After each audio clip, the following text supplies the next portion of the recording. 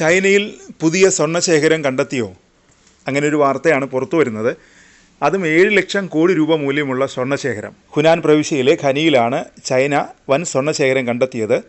ഇത് ചൈനീസ് സമ്പദ് വ്യവസ്ഥയ്ക്ക് കൂടുതൽ ഉത്തേജനം നൽകുമെന്നാണ് വിലയിരുത്തൽ. ആഗോളതലത്തിൽ ചൈനയെ ശക്തിപ്പെടുത്താൻ കഴിയുന്ന സാമ്പത്തിക തന്ത്രം രൂപീകരിക്കാനും ഇതിലൂടെ സാധിക്കുമെന്നും പറയുന്നുണ്ട്. സൗത്ത് ചൈന മോർണിംഗ് പോസ്റ്റിൻ്റെ റിപ്പോർട്ട് അനുസരിച്ച് ഹുനാൻ പ്രവിശ്യയിലെ പിൻജിയാങ് കൗണ്ടിയിലെ വാങ്കു മേഖലയിലാണ് സ്വർണ്ണഖനി സ്ഥിതി ചെയ്യുന്നത്.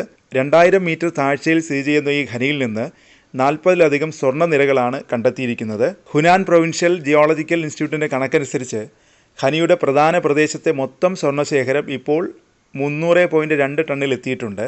പുതുതായി കണ്ടെത്തിയ കരുതൽ ശേഖരത്തിൽ 1000 ടണ്ണിലധികം സ്വർണ്ണം അടങ്ങിയിരിക്കുന്നു.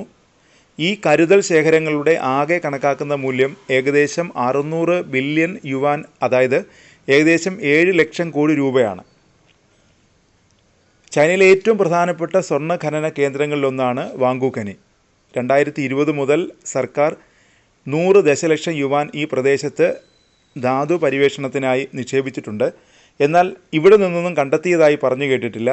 സമീപ വർഷങ്ങളിൽ ഇന്ത്യയെപ്പോലെ തന്നെ ചൈനയിലും സ്വർണത്തിൻ്റെ ആവശ്യകതയിൽ കുതിച്ചുചാട്ടമുണ്ടായിട്ടുണ്ട്. ലോകത്തെ ഏറ്റവും കൂടുതൽ സ്വർണം ഇറക്കുമതി ചെയ്യുന്ന രാജ്യമാണ് ഇന്ത്യ. വളരെ ഉയർന്ന ഡിമാൻഡുള്ള രാജ്യത്ത് അതിനോട് അടുത്തെങ്ങും നിൽക്കാത്ത തരത്തിലുള്ള നേരിയ ഉൽപ്പാദനം മാത്രമാണുള്ളത്. നേരത്തെ കോലാർ പോലുള്ള വലിയ സ്വർണ്ണ ഖനികൾ ഉണ്ടായിരുന്നെങ്കിലും അത്തരം ഖനികളൊന്നും നിലവിൽ എവിടെയും പ്രവർത്തിക്കുന്നില്ല. സ്വർണ്ണഖനി കണ്ടെത്താനുള്ള ഗവേഷണങ്ങൾ തുടരുന്നുണ്ടെങ്കിലും ഒന്നും ഇതുവരെ വിജയം കണ്ടിട്ടുമില്ല.